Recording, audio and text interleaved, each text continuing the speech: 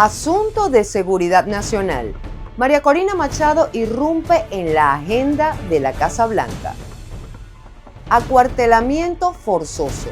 ¿Los militares venezolanos pagan el precio de la paranoia de Maduro? Ya son 23. Otro periodista desaparece en Venezuela y el silencio crece. Les contamos.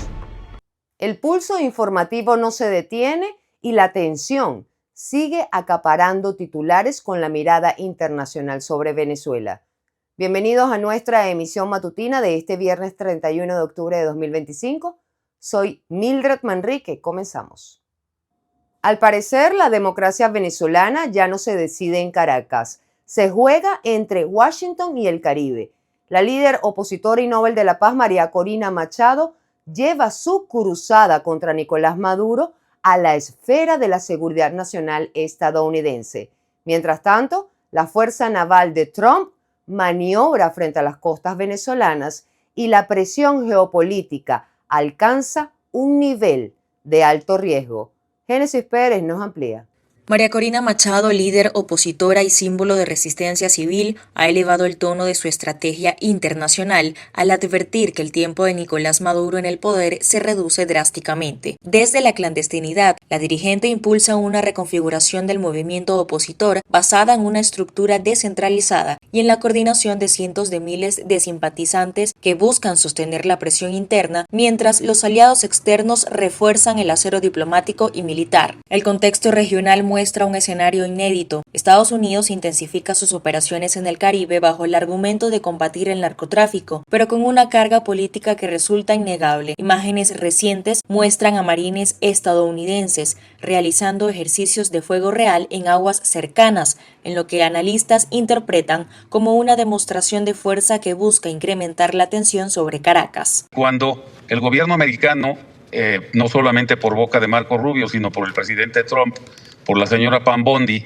designa como terrorista al Cártel de los Soles y designa como líder de este grupo terrorista a Maduro, pues lo pone ya en esta condición, en una condición donde puede utilizar cualquier tipo de estrategia y de instrumento para terminar con él. En el plano interno, el régimen de Maduro responde con una represión cada vez más visible, más de 40 detenciones arbitrarias, persecución judicial y un intento de despojar de la nacionalidad a figuras críticas y periodistas. Sin embargo, la ofensiva autoritaria convive con un creciente aislamiento internacional. Por primera vez en años, los principales actores globales parecen coincidir en que la transición venezolana es inevitable. El desgaste político del chavismo, la fractura interna del aparato estatal y la pérdida de legitimidad externa consolidan un escenario que muchos consideran el más frágil para Maduro en más de una década. El reloj del poder en Venezuela, advierten observadores, ha comenzado a correr en contra del chavismo. Génesis Pérez para Impacto Venezuela. Vamos a interactuar con la pregunta del día de Impacto Venezuela en todas nuestras plataformas digitales. Han pasado años de promesas rotas, de luchas, de exilios, de esperanzas. Pero si mañana todo cambiara, ¿cómo sueñas ese primer día de libertad en Venezuela? ¿Cómo imaginas el día después del chavismo? Participa, los comentarios están a tu disposición. Los vamos a leer y estaremos respondiendo. El régimen de Nicolás Maduro ha convertido a la Fuerza Armada Nacional Bolivariana en una institución sitiada por la amenaza y el miedo. Hoy, miles de militares venezolanos permanecen acuartelados por órdenes superiores, acusados, vigilados y sin la posibilidad de ver a sus familias bajo el argumento que Venezuela está en una emergencia nacional por amenazas externas. Caterín García nos cuenta más.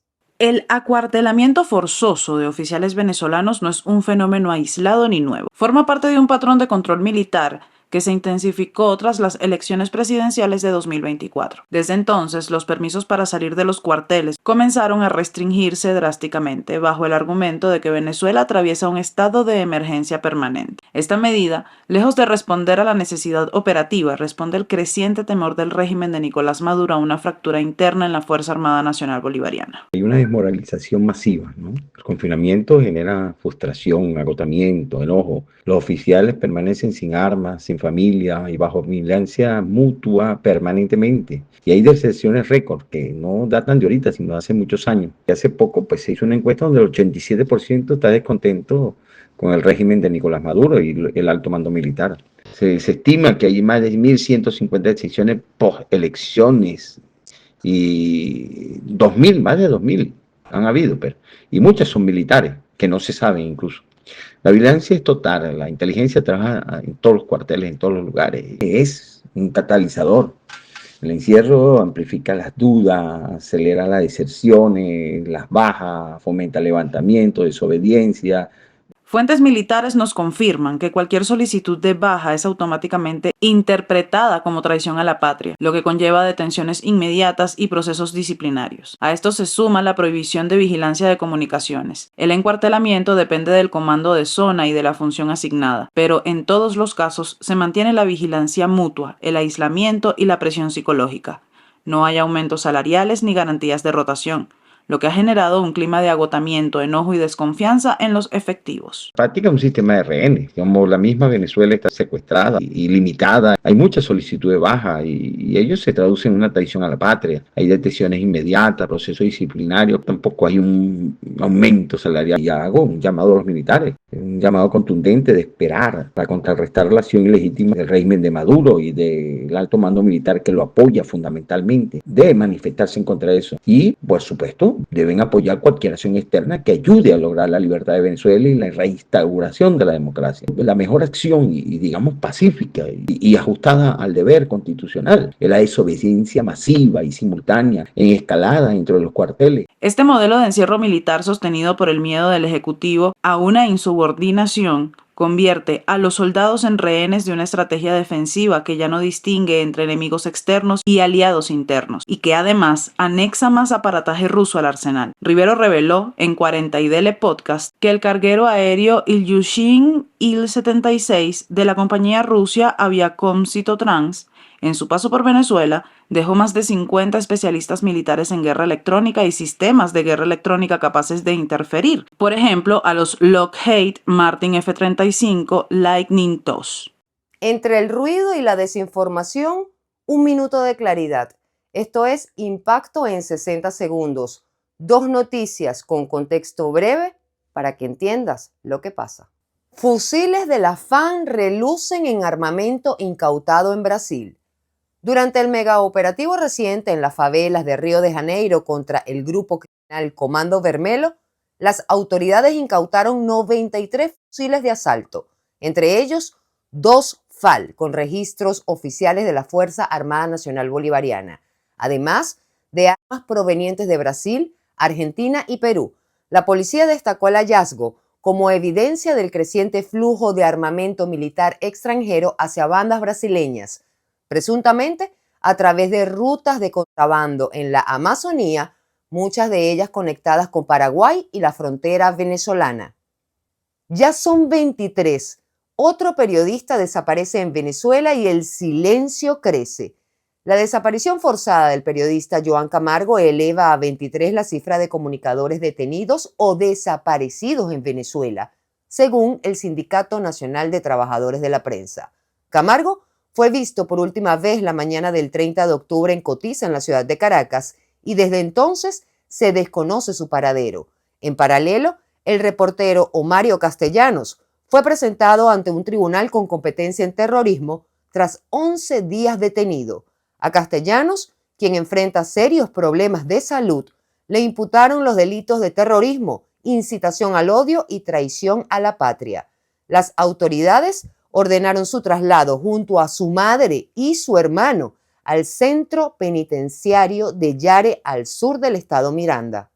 Seguimos con más Impacto Venezuela, no se despeguen de nuestra pantalla. A continuación, información de última hora. Maduro acusa a la primera ministra de Trinidad y Tobago, Persat Vicesar, de acciones hostiles por permitir ejercicios militares del Comando Sur en su territorio, pero la mandataria no tardó en responder con una ironía que se volvió viral. Millones de venezolanos huyen de su país. ¿Por qué pensaría que quiero ir allí?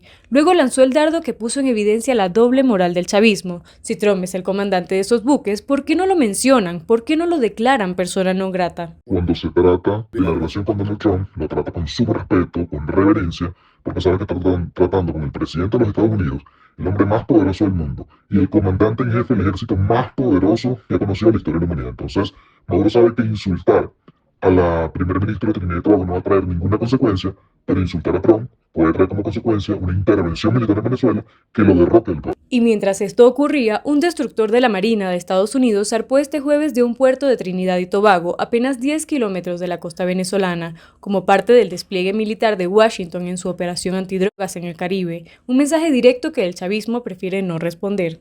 Según expertos, el régimen se atreve con vecinos pequeños, pero calla ante quien realmente mueve las fichas. No se atreven a desafiar a Trump ni a Marco Rubio, porque saben que una sola reacción desde Washington puede costarle sanciones, activos o aliados. La contradicción va más allá. ¿Por qué no declarar persona non grata a María Corina Machado, a quien acusan de agente de Washington? ¿Por qué no le piden retirar la nacionalidad como lo hicieron con Leopoldo López? Obviamente no es lo mismo generar una confrontación con Leopoldo López, que se encuentra en España con sectores cercanos a la extrema derecha como Vox, que darlo con una Nobel de Paz que se encuentra en territorio y que promulga cuyo discurso fue la participación política en las elecciones del año pasado y que ha sido víctima, quizá la víctima más representativa, incluso por encima del candidato a la presidencia, Edmundo González. Además, esta no es una acción aislada. En enero de 2025, la Asamblea Nacional Chavista ya había declarado persona non grata a 9 expresidentes latinoamericanos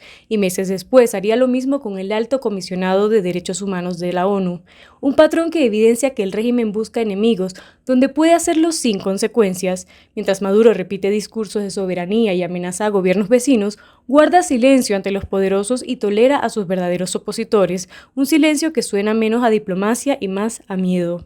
El presidente español Pedro Sánchez aseguró ante el Senado que desconocía que la vicepresidenta venezolana Delcy Rodríguez tenía prohibido ingresar a su país en 2020.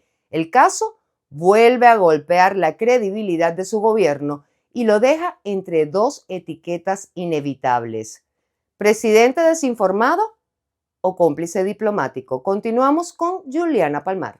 De la visita de la vicepresidenta de Venezuela a España, que además se produjo, creo recordar, esa propuesta en enero de 2020. Yo en ese momento desconocía absolutamente que la vicepresidenta del gobierno de Venezuela tuviera sanciones personales de prohibición de pisar suelo europeo, y en el momento en el que tengo conocimiento de ello, efectivamente le transmito al entonces ministro José Luis Ábalos que no puede estar en suelo europeo. El presidente del gobierno español, Pedro Sánchez, sorprendió al Senado al afirmar que desconocía que la vicepresidenta del gobierno de Nicolás Maduro, Delcy Rodríguez, tenía vetada la entrada a la Unión Europea cuando intentó ingresar a España en enero del 2020. Dijo haber actuado tras ser informado por su entonces ministro José Luis Ábalos y calificó de habitual que ministros extranjeros visiten el país sin previo aviso.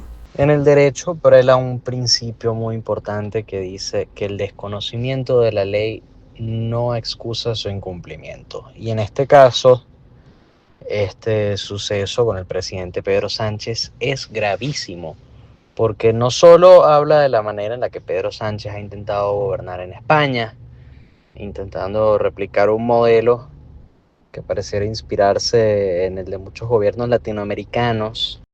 Sin embargo, el argumento del jefe del Ejecutivo ha sido recibido con escepticismo. Desde el Partido Popular le recordaron que la sanción a Delcy Rodríguez estaba vigente desde el 2018 y que el propio Ministerio de Exteriores conocía la prohibición. La pregunta inevitable es si Sánchez perdió el control de su territorio o si simplemente su gobierno trató de ocultar un encuentro diplomático inconveniente.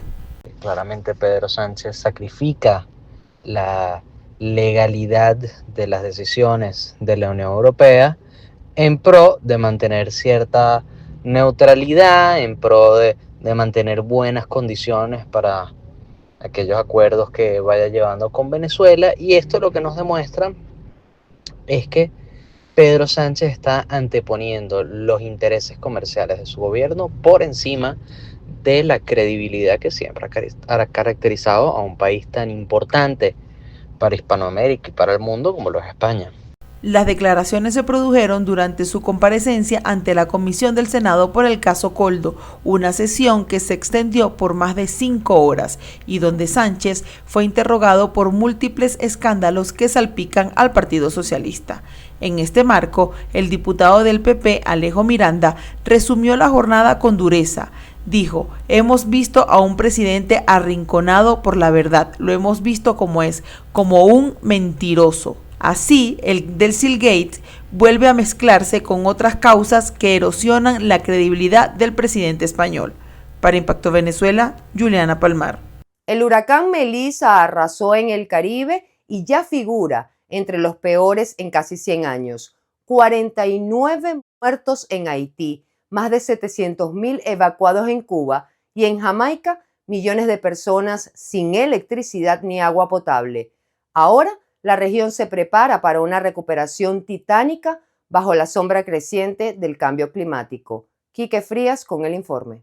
Con vientos de hasta 295 km por hora y lluvias torrenciales, el huracán Melissa arrasó comunidades enteras en el Mar Caribe.